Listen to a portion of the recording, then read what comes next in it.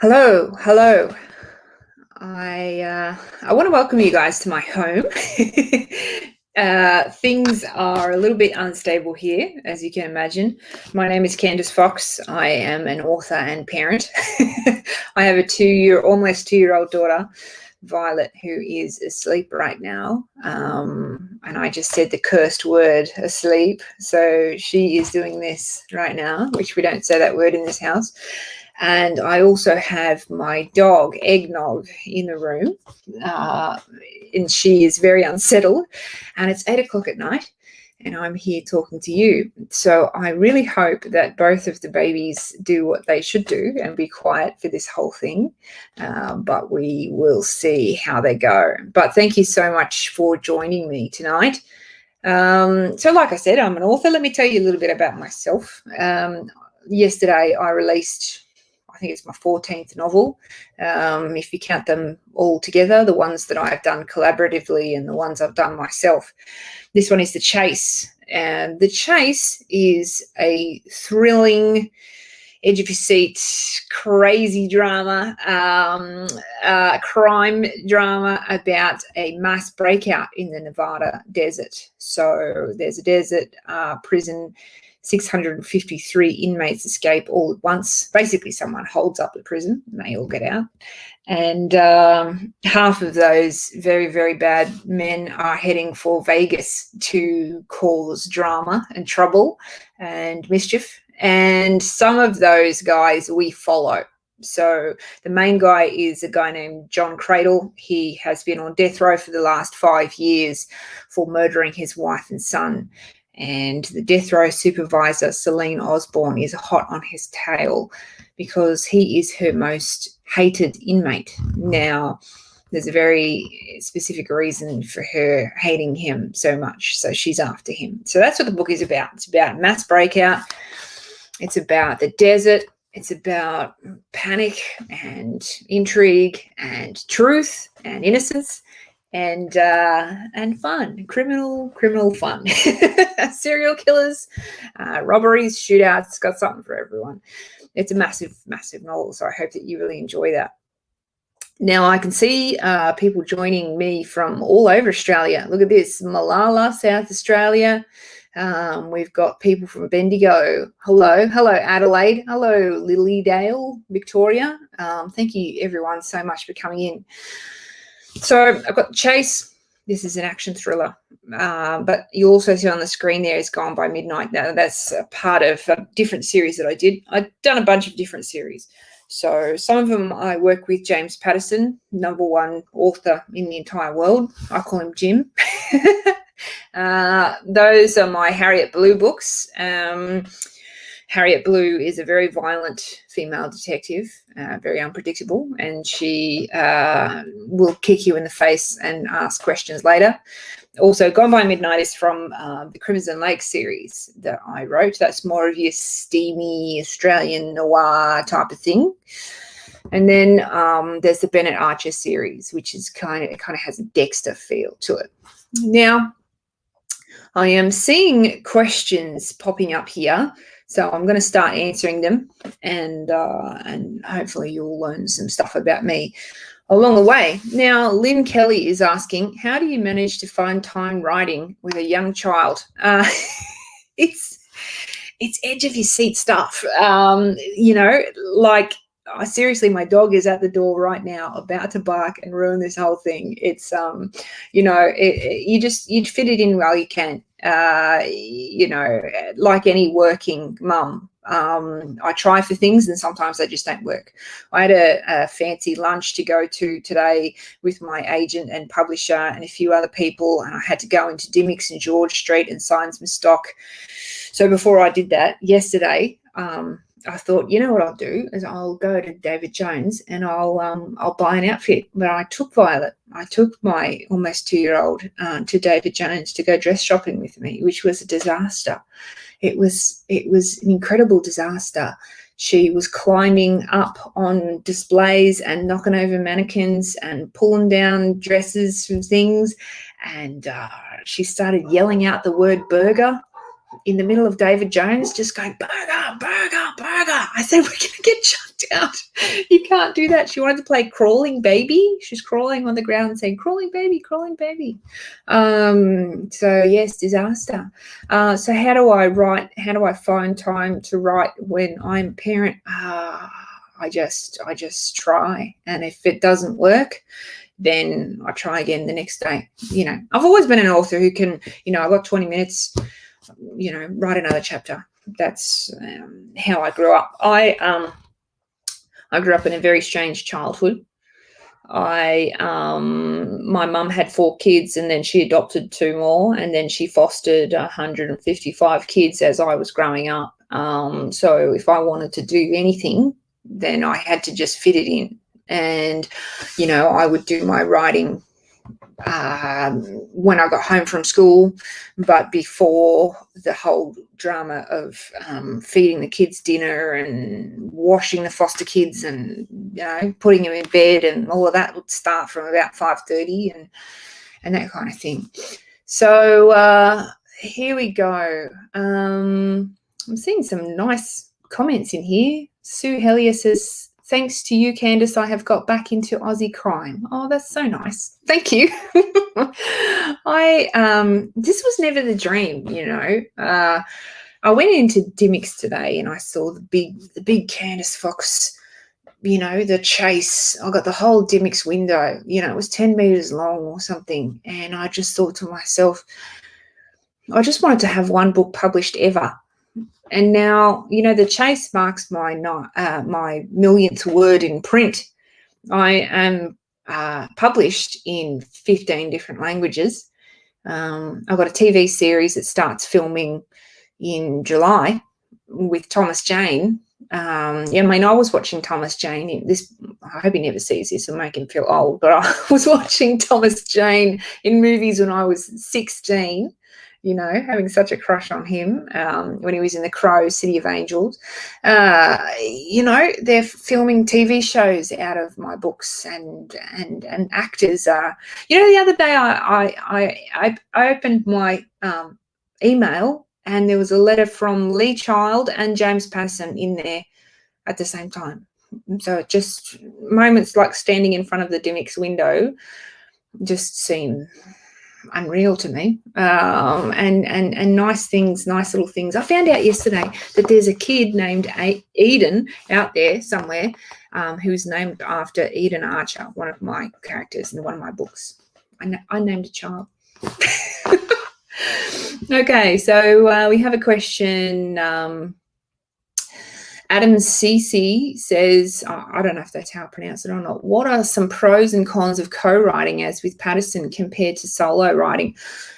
So James Patterson brings out like 30 titles a year, and he's the world's #1 author. He outsells J.K. Rowling and Stephen King combined. So it's not very laissez-faire. It's very planned.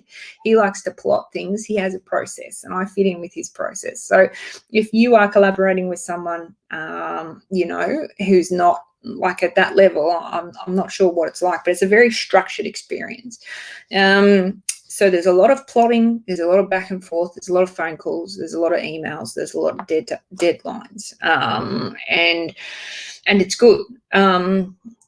That is actually a pro of writing with someone, because you are kept in line and you don't get to go off on these little tangents and then find a dead end and then go, oh gosh, I shouldn't really have explored that, because the other person goes, I can see that's, he's more experienced than I am, and he sort of goes, no, that's not going to work.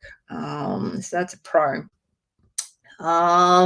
Cons of working with Jim, I guess it's just a lot of pressure, because his audience is so huge and they have certain expectations for his type of fiction. The books are written in James Patterson's style, so there is a lot of pressure, but I have always been someone who enjoys pressure and works well under pressure, and if I'm not stressed, I start to get a little bit itchy.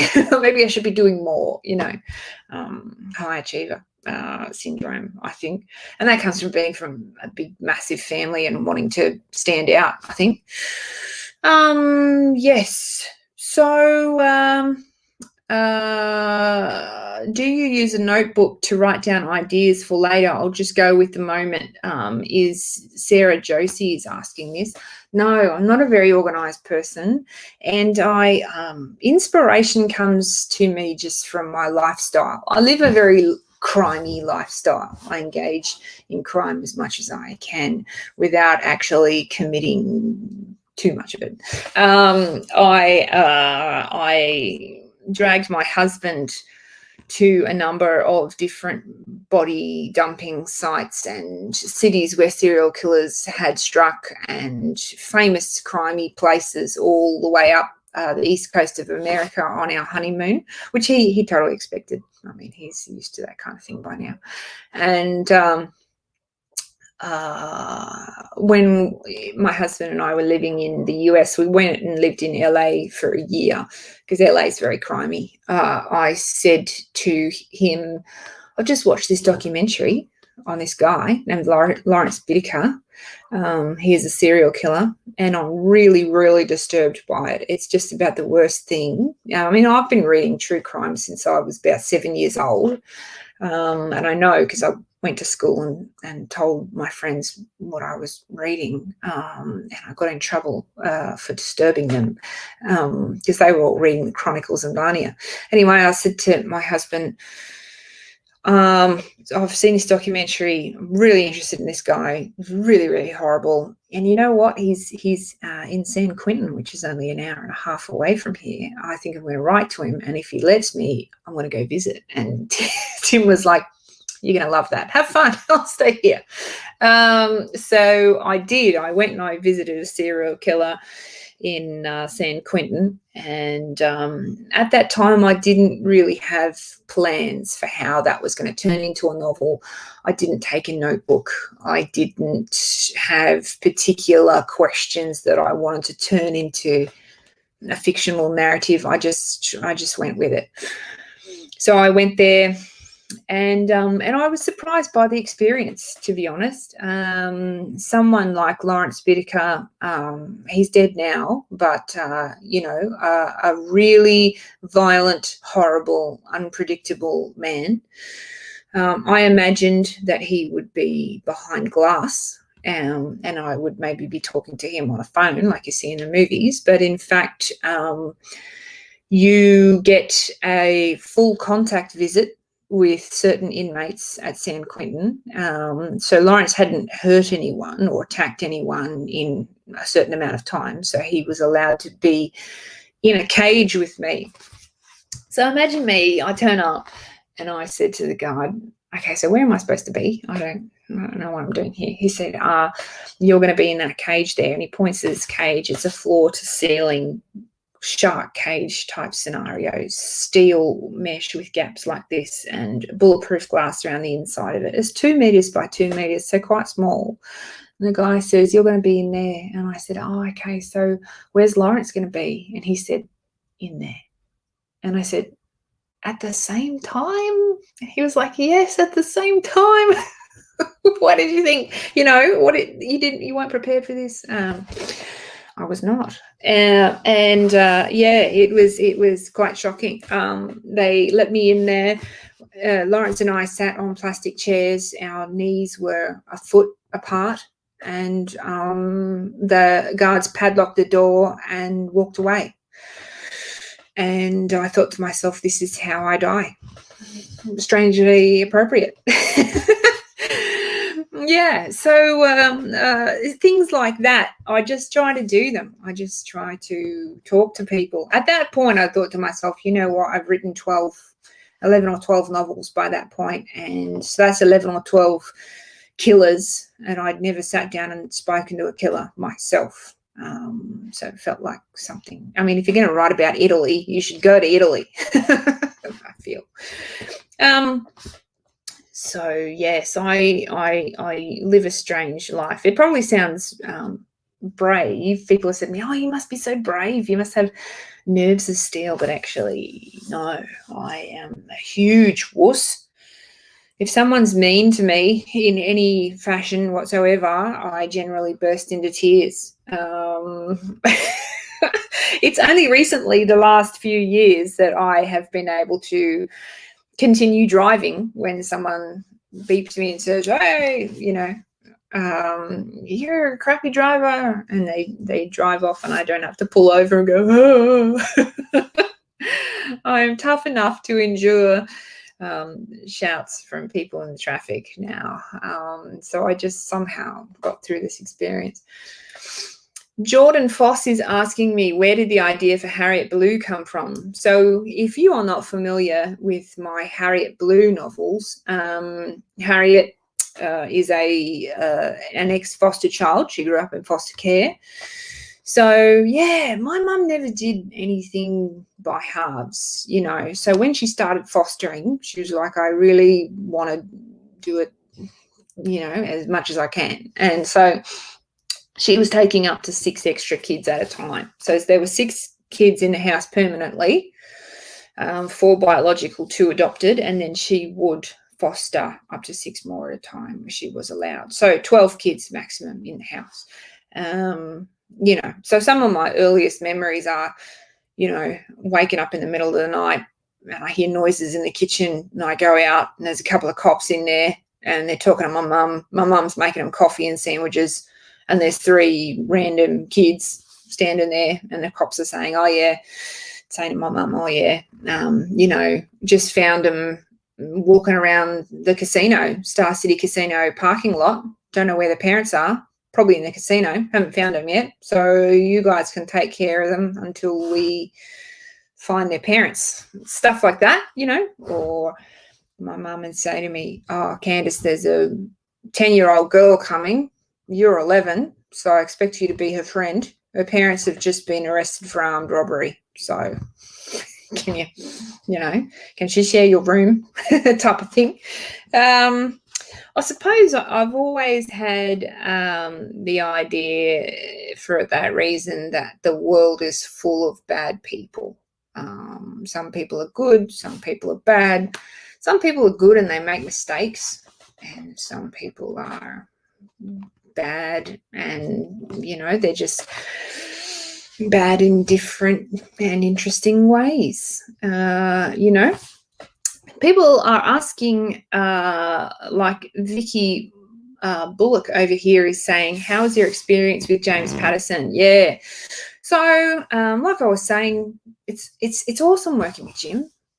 He is a delight in my life. He's like an uncle or something.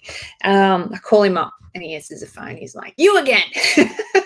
What do you want? And we have a good chat. Sometimes our last phone call, when I was finished, I looked at it and it was like 50 minutes or something. And I said to myself, we must have talked about business for about 5 minutes, about the book that we're writing for about 5 minutes.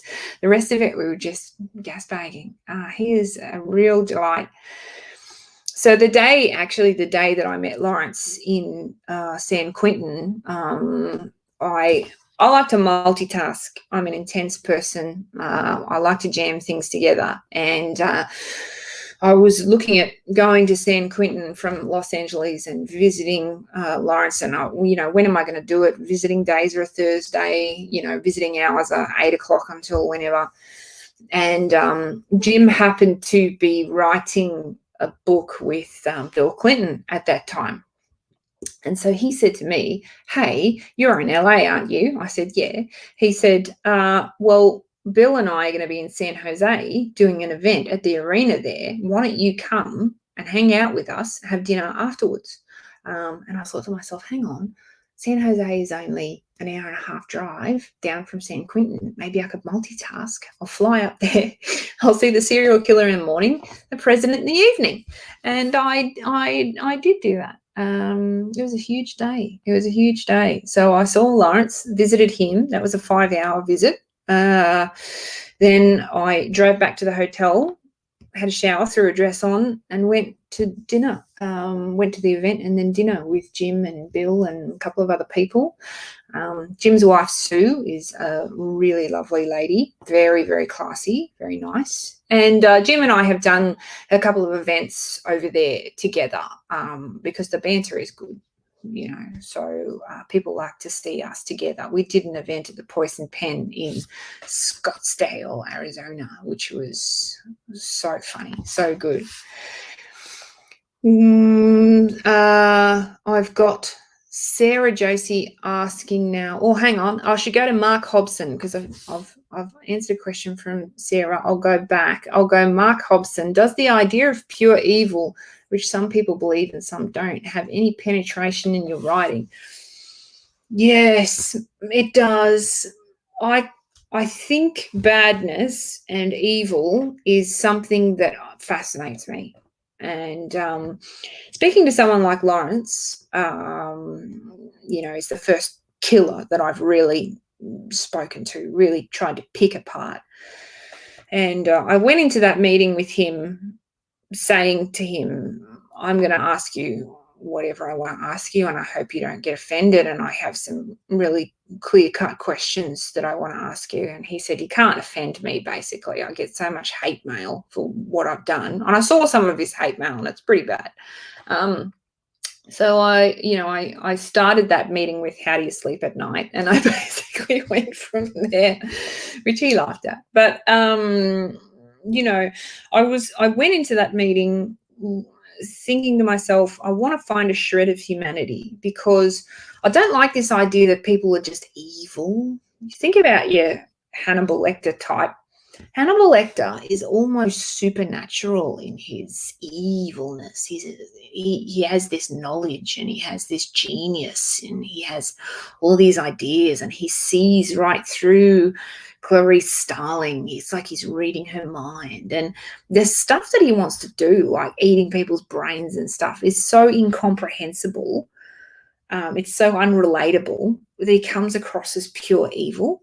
And so I went into the meeting with Lawrence wanting to find out, is he a monster? Is he evil? And I did find a shred of humanity. I think the scariest parts about killers in books are when you relate to them. So we had this absurd moment where I said, you know, I've got to go to the bathroom. You know, the guards have to come and cuff him and unbolt the door, and I have to go out, and they rebolt the door like it's a whole bloody thing, like he's a lion or something. And I said, do you want anything from the vending machine? And the whole time thinking to myself, is it really morally correct to buy him anything from the vending machine? But anyway, I said it. And he said, oh, yeah, you know, that'd be nice. Surprise me. And so I bought him back some chips. And so him and I are sitting there, we're eating chips. And I said, these are the best chips in America. And he said, oh, yeah, they're good, aren't they? And I thought to myself, here I am with this object of pure evil, and we're both eating chips. We both like the same type of chips. And it was just so eerie. You know, the thing about Lawrence that I found human was how needy he was and how obsessed with himself. So the whole time that we were sitting there, he was looking at himself over my shoulder, looking at his reflection in the bulletproof glass, and like doing his hair and stuff, you know. And I'm like, you're a 77-year-old serial killer. Who are you warming yourself up for? Like, what are you worried about how your hair looks, you know? But he wanted to look good, and everybody wants to look good, right? You know, he wasn't like your Hannibal Lecter type with this incredible genius. He really, to me, it really seemed as though he was trying to recruit me as girlfriend number 5, because he already had 4 girlfriends scattered across the world. And he made a couple of passes, subtle passes at me. And he was, you know, he was just pathetic and sad, and no accountability for what he did either, which was so disappointing. I was expecting him to own it and for me to challenge him on it. But he just, you know, was like, oh, I fell in with the wrong crowd, and oh, it wasn't my idea. And he said to me, really chilling, he said to me, you know, for 33 years of my life, I was a really good guy, and I had lots of friends and law-abiding and all this kind of stuff. And then, yes, I murdered all these women over this 3-month period. Okay. And then since then, I've been in prison, and the same thing. I'm law-abiding inside the prison. I have lots of friends here. I'm very, very gentle. So if you look at my life as a whole, really, I'm not that bad. And I said to him, Lawrence, that's really not how it works. Like, if you kill people, you're a killer. That's it's not like if you take up ice skating for a little while and then you drop it, people aren't going to think of you as an ice skater forever. It's murder, but his brain just couldn't get around that. He was like, it's so unfair that this is all I'm going to be known for. It was really strange. And then there were times during the meeting where he was crying and saying, I've hurt so many people, hurt their families, saying the right things, saying, of course, I've destroyed so many lives and those young ladies right at the edge of their, life and this kind of thing. And then I said to him, what was your plan? What were you going to do? You were just going to keep killing until you got caught. Like, why? What was your plan? And he said, well, by the time I got to number 5, what was her name again? And I said, Andrea. And he said, whatever her name was. And then continued on. And I said to myself, there it is. There it is. There's the mask. It was that little flick of the hand, whatever her name was. When you've been sitting in prison for more than 3 decades, and you've got 5 victims that you've been charged for, it would take you 10 minutes to memorize their names, and it's like whatever her name was. It's like, Anyway, look, I see that we're running out of time here. By my watch, we've got 3 more minutes. So I'm going to look at some of these questions here. Sarah Sloss says, what was your aspiration as a young girl? Were you always going to be a writer? Look, I have done every job under the sun. I wanted to be a writer. I was taking it very, very seriously as a teenager, saying, I just can't work like this. I need my own laptop and this sort of stuff. My mum, who had like no money at all, I'm like, you must buy me my own laptop. She found me one at the tip. But I never believed that I could make a living from it or anything like that. When I was at university, I read an article in The Guardian which said that there were 12 full-time writers in Australia and everybody else had a side hustle. So to do just this is so beyond what I ever imagined. But I've done every job under the sun and just found that they don't suit me. I was in the Navy. I taught kids to swim. I taught high school. I worked at a tattoo shop for a while. I've cleaned houses, everything you can imagine. This is the job that is in my heart and soul. This is what I was meant to do. So I'm incredibly lucky. But also I have an amazing team of people behind me, agents, publishers, editors, all of those people. And then I have this fan base of people who, it started growing at book 1, and every book they're there to buy the next one, buy the next one, buy the next one. Every time I bring a book out, I don't start at square one. Like, all of those people are still behind me. So it's almost like an army. It's so great, so wonderful, so beyond what you could even aspire to. Yes. So I'm looking at trying to find if there are. When is the next Harriet Blue? A couple of people are, and Gillian really wants to know that. Look, and I get a lot of questions about, are you going to do another Crimson Lake? You're going to do another Bennett Archer? You're going to do another Harriet Blue? I never say never to going back to any of them. I have TV things in the work, like I said, which may increase demand. I've done a couple of standalones, things like that. But I cannot talk about books that I am currently doing, particularly ones with Jim. Just it's in the contract. I can't talk about it, but I never say never to going back to any of them. I'd love to write Ted and Amanda again. Amanda is a lot closer than any of the characters I've ever written to me and who I am. I'm a bit of a goofball weirdo. I don't have that many tattoos, but yeah, so she's fun. She's fun. She feels comfortable to me. Now, look, I think I'm out of time here because it's 8:30, but I just want to say thank you so much to everyone for being here. I can see you all. I'm sorry if I missed any of your questions, and I will see you on the Facebook, on the Twitter, on the Instagram. Thank you. I hope you enjoy The Chase and all my other novels, and have a really great night.